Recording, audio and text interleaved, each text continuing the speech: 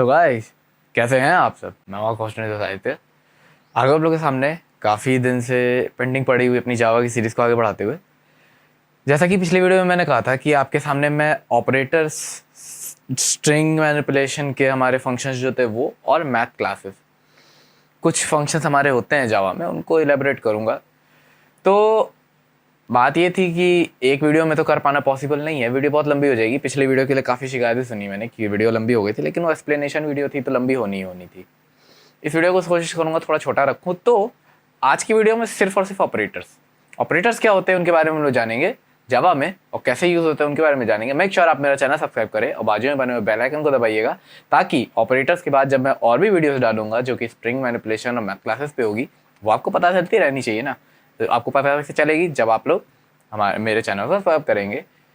Subscribe कीजिए और बिना किसी देरी के शुरू करता हूँ आज का video. Let's go for it.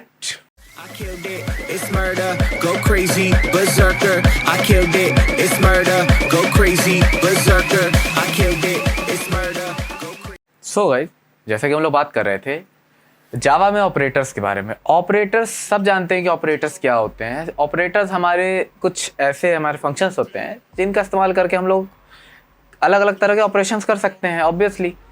तो जैसे कि मेरे सामने मेरा विजुअल स्टूडियो कोड, मेरा हमेशा का नीडी फ्रेंडली है टूल खुला हुआ है। तो मैं काम करता हूँ, थोड़ा सा मैं ये आप लोग के देखने के लिए थोड़ा सा मॉडिफाई कर देता हूँ और इसको कुछ ऐसे बना देता हूँ कि टर्मिनल बगल में आ जाए और फाइल मेरी जो मैं खोलूँ उसके बगल में आ जाए। तो एक काम करते हैं, पहले मैं एक फाइल बनाता हूँ जिसका नाम मैं देता हूँ टेस्ट.जावा। एक फाइल बनाता हूँ टेस्ट.जावा। फाइल मेरी एम्प्टी है ऑब्वियसली। एक IDE का नाम बताऊंगा आपको मैं। देखिए, सबसे पहली चीज़ आपको दिखाई दे गया होगा कि विजुअल स्टूडियो कोड कितना ऑटोमेटिक काम करता है। जैसे ही मैंने फाइल बनाई, ऑटोमेटिक क्लास बना के दे दी उसने। मैंने कहा था कि ये मेरा जो विजुअल स्टूडियो कोड है काफ़ी खूबसूरती से काम करता है, आपका काम बहुत हद तक ऑटोमेट कर देता है। पब्लिक क्लास टेस्ट जैसा कि बना दी इसने, तो मेरा काम तो आधा इसने पहले ही पूरा कर दिया। आधा क्या मतलब, स्टार्टिंग का मेरा थोड़ा सा काम इसने पूरा कर दिया। बहुत ज़रूरी होता है कि हम एक टेस्ट क्लास बना लें जावा में।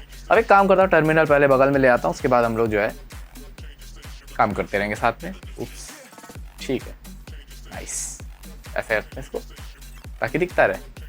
तो सबसे पहली चीज़ तो हमें ये पता होनी चाहिए कि जावा जो है, जावा के अंदर पहले हमें पब्लिक स्टैटिक वॉइड मेन बनाना पड़ता है स्ट्रिंग आर्ग्यूमेंट्स के साथ। देखिए, जैसे ही मैंने बनाया ये यहाँ पे देखिए, इसने मेन मेथड को ये देखिए पकड़ लिया यहाँ पे खट से, है ना ऑटोमेटिक, सब कुछ ऑटोमेटिक चलता है।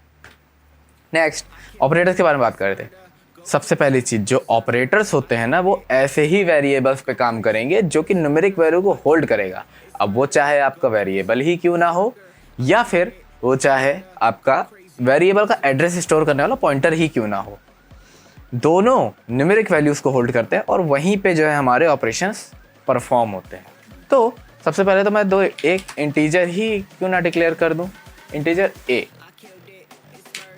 अब एक चीज़ याद रखिए, ये जो मैंने किया इसे कहते हैं डिक्लेरेशन। क्यों? क्योंकि मैंने यहाँ पे वैल्यू नहीं डाली, वैल्यू बाद में डालूंगा। इसे कहते हैं डिक्लेरेशन। और अगर मैं यहीं पे वैल्यू दे दूं 0, इसे कहते हैं इनिशियलाइजेशन। मतलब मैंने वैल्यू इनिशियलाइज कर दी इसी के अंदर। डिफरेंस याद रखिएगा, बहुत ज़रूरी होता है डिफरेंस याद करना था। तो हमारे पास क्या है, वैल्यू 0। अब मैं चाहता हूं कि मेरे a के अंदर वैल्यू बढ़े। एडिशन सबको पता कैसे होता है। जब मैं एक वेरिएबल के अंदर वैल्यू को ऐड करना चाहूंगा तो मैं लगाऊंगा a = a + 2। मान लीजिए मैं 2 ऐड कर रहा हूं, प्लस का ऑपरेटर लगाया, 2 ऐड हो गया, ठीक है। तो ये भी मेरा प्रिंट होना चाहिए, तो मैं जरा प्रिंट कर देता हूं system.out.println, और इसके अंदर मैं प्रिंट कर देता हूँ a। ओके, जावा मैंने बताया था कि प्रिंट करने के लिए आपको कुछ खास स्टेटमेंट नहीं यूज़ करने पड़ते, प्रिंट हो जाना चाहिए मेरे ख्याल से। अब देखते हैं इसको रन करके। तो मैं करूँगा इसे रन। देखिए यहाँ पे बगल में रन होगा और यहीं पे आपको दिख जाएगा वैल्यू। ये देखिए आ गया 2। जैसे कि मैंने a में 2 ऐड किया तो ये देखिए 2 की वैल्यू प्रिंट हो गई। अब इसको ध्यान से देखिएगा थोड़ा सा, ये मैं आपको बताता हूँ। इसे कहते हैं हम लोग लॉन्ग ऑपरेटर। क्यों? क्योंकि ये लॉन्ग ऑपरेटर होता है, पूरा ऑपरेटर होता है। अगर इसी की जगह मैं ये कर देता कि a + = 2, इसे कहते हैं short operator. Short hand operator, वो था लॉन्ग हैंड ऑपरेटर। क्यों? क्योंकि वहां पे हमें पूरा स्टेटमेंट लिखना पड़ता है, इसे कहते हैं शॉर्ट हैंड ऑपरेटर। ये जो है उसी की वैल्यू में 2 ऐड कर देगा। अब देखते हैं जरा सा मेरी वैल्यू क्या प्रिंट होती है। मैं एक बार फिर से करता हूँ इसे, देखिए मैंने किया और बगल में मेरा आ जाना चाहिए। देखते हैं क्या वैल्यू प्रिंट होती है। 0 प्रिंट होती है या 2 प्रिंट होती है? 2 प्रिंट हुई, 2 ही प्रिंट होगी। क्यों प्रिंट होगी? क्योंकि इसे कहते हैं शॉर्ट हैंड ऑपरेटर। ये आपका 2 बार वेरिएबल का नाम ना लिखते हुए एक बार में ही उसने नोटेशन दे दिया। शॉर्ट हैंड ऑपरेटर्स के बारे में बात की। अब इसी तरह से मल्टीप्लाई भी कर सकते हैं, माइनस भी कर सकते हैं, डिवाइड भी कर सकते हैं। ऑब्वियसली माइनस करना हो तो पहले मैं एक वेरिएबल ले लेता हूँ, int b is equals to 10। 129 नहीं, 10 ही लेना है, कोई बात नहीं। ओके, b को मैंने 10 ले लिया और अब मैं एक काम करता हूँ, b में से a की वैल्यू माइनस करता हूँ। b जैसे कि मैंने लॉन्ग हैंड भी दिया, शॉर्ट हैंड भी दिया, शॉर्ट हैंड ही यूज कर लेते हैं। a माइनस इक्वल्स टू क्या? b minus equals to a। देखा, यही करते हैं। तो मैंने b 10 इनिशियलाइज किया है, b को मैं प्रिंट करा रहा हूँ। तब जब मैं उसमें से a को माइनस कर दे रहा हूँ तो एक काम करते हैं, b को भी प्रिंट करा लेते हैं, प्लस b। सॉरी, यहाँ बीच में स्पेस देना पड़ेगा, नहीं तो ये दोनों को जोड़ के प्रिंट कर देगा। थोड़ा सा बदतमीज टाइप का है, क्या करें।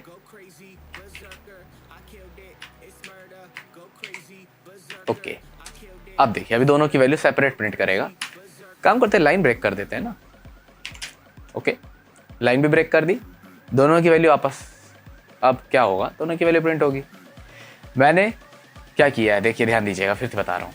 a 0 था, a में 2 प्लस किया, b 10 था, b में से a को माइनस किया। अब देखते हैं जरा सा कि वैल्यू क्या प्रिंट होनी चाहिए। अगर मैं सही हो तो a की वैल्यू 2 और b की वैल्यू 8 प्रिंट होनी चाहिए।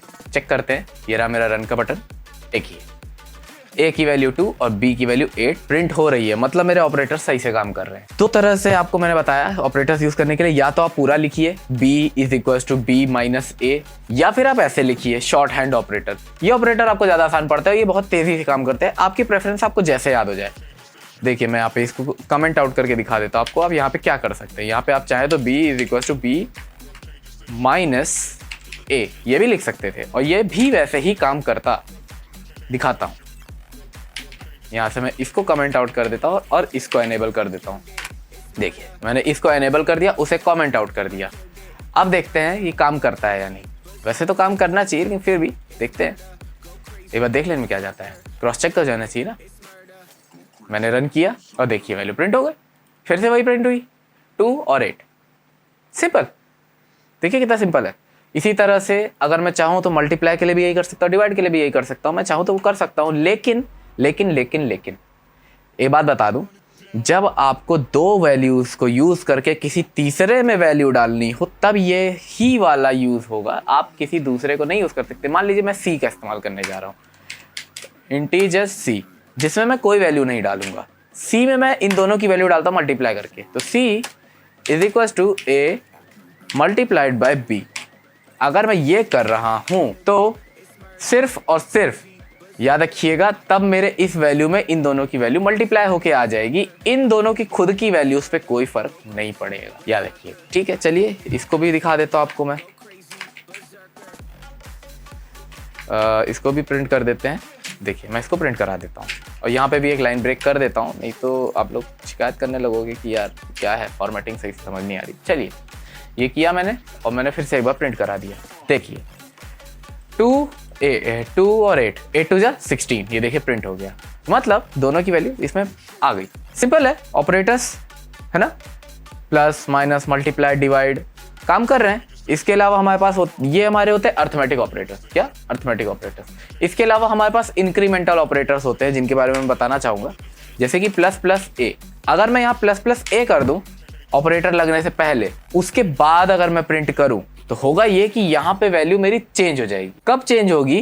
तब चेंज होगी जब मैं उसे प्रिंट कर रहा हूँ। प्रिंट करने से पहले उसकी वैल्यू वही रहे, उससे पहले ही चेंज हो जाएगी। सॉरी, ये प्लस प्लस है, इसे कहते हैं प्री इंक्रीमेंटेशन। प्री इंक्रीमेंट, इसे कहते हैं प्री इंक्रीमेंट। मतलब ये इंक्रीमेंटेशन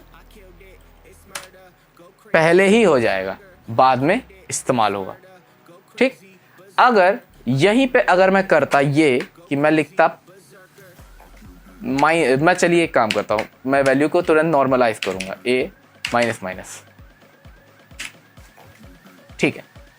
ये जो प्लस प्लस ए है ये ऑन द स्पॉट वैल्यू को +1 से बढ़ा देगा, मतलब मेरी वैल्यू ऑटोमेटिक 1 बढ़ेगी इसी वक्त। लेकिन जब मैं ये करूंगा कि मेरे वेरिएबल के बाद 2 ऑपरेटर लगाऊंगा तो ये करेगा इसको कुछ इस तरह से कि यहां पे इसकी वैल्यू को नहीं बदलेगा, इसकी वैल्यू ले जाके बदलेगा तब जब दूसरी बार इस वेरिएबल को बुलाया जाएगा। पहली बार में वैल्यू वैसे ही रहेगी, दूसरी बार में वैल्यू बदल के आएगी। जैसे अभी ये वेरिएबल जैसे ऊपर 2 चल रहा था तो 2 ही रहेगा, यहां पे भी इस पॉइंट तक भी 2 रहेगा, लेकिन जब प्रिंट करूंगा तब 3 हो जाएगा। ये हमारा पोस्ट इंक्रीमेंट, इसका नाम है पोस्ट इंक्रीमेंट,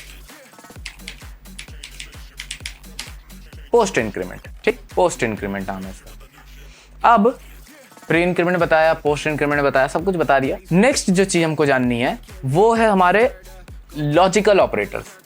लॉजिकल ऑपरेटर्स होते हैं, रिलेशनल ऑपरेटर्स होते हैं, 2 तरह के ऑपरेटर और होते हैं। लेकिन लॉजिकल और रिलेशनल ऑपरेटर्स जो होते हैं वो यूज होते हैं हमारे कंडीशनल कंट्रोल स्ट्रक्चर में। इफ और एल्स का जब हम लोग ब्लॉक पढ़ेंगे, तो जिस वक्त इफ और एल्स का ब्लॉक पढ़ेंगे उस टाइम मैं आपको जरूर बताऊंगा। हाँ, मैं उनके सिंबल्स आपको दिखा सकता हूँ। इसे तो पहचानते होंगे, ग्रेटर देन, इसे आप पहचानते होंगे, लेस देन, ये है इक्वल्स टू। हमारे जावा में इक्वल्स टू इसे कहते हैं।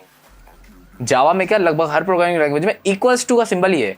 ऊपर जो इक्वल टू यूज करते हैं उसे कहते हैं असाइनमेंट ऑपरेटर, और नीचे जो इक्वल्स टू 2 बार मैंने लगाया उसे कहते हैं कंपैरिजन ऑपरेटर।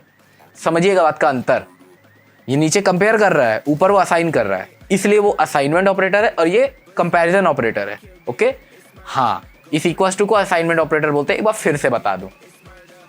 चलिए, इसके बाद हमारे पास ये थे हमारे रिलेशनल, तो ऐसे भी हो सकता है ये लेस देन और इक्वल्स टू, ग्रेटर देन और इक्वल्स टू, योर प्रेफरेंस, आपको जो बोले। आप ग्रेटर देन लेस देन की सीक्वेंस को चेंज कर सकते हैं, ये अनसीक्वेंस्ड होते हैं, आप पे डिपेंड करता है। ओके, ये हो सकते हैं, या फिर नॉट इक्वल्स टू यूज कर सकते हैं आप लोग। बहुत सारे ऑपरेटर्स हैं, यूज कर सकते हैं। इसके बाद आपके पास ऑपरेटर्स के नाम पे क्या क्या होते हैं। यहाँ पे हमारे खत्म हुए कौन से ऑपरेटर, लॉजिकल ऑपरेटर। ये जो है यहाँ से यहाँ तक, अगर मैं यहाँ से यहाँ तक इसको मार्क करूँ, कमेंट करके बताता हूँ ये क्या है। ये जो है इन्हें कहते हैं लॉजिकल ऑपरेटर, लॉजिकल नहीं, रिलेशनल ऑपरेटर।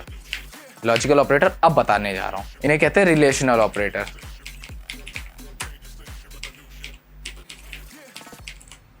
रिलेशनल ऑपरेटर 2 चीजों के बीच का रिलेशन बताएंगे, कौन बड़ा, कौन छोटा, कौन कैसा, कौन वैसा। इसके बाद अगला जो चीज मुझे बताना था वो कुछ इस तरह का होगा। अब जो है यहाँ पे हम लोग लॉजिकल ऑपरेटर, लॉजिक गेट्स पढ़े होंगे आपने सबने, मैं ये मान के चल रहा हूँ आपने पढ़े हैं।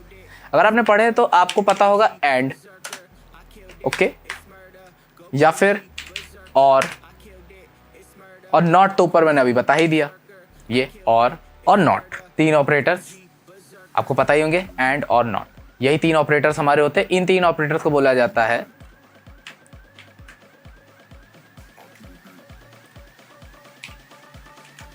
इन 3 ऑपरेटर्स को आप बोलेंगे लॉजिकल ऑपरेटर्स।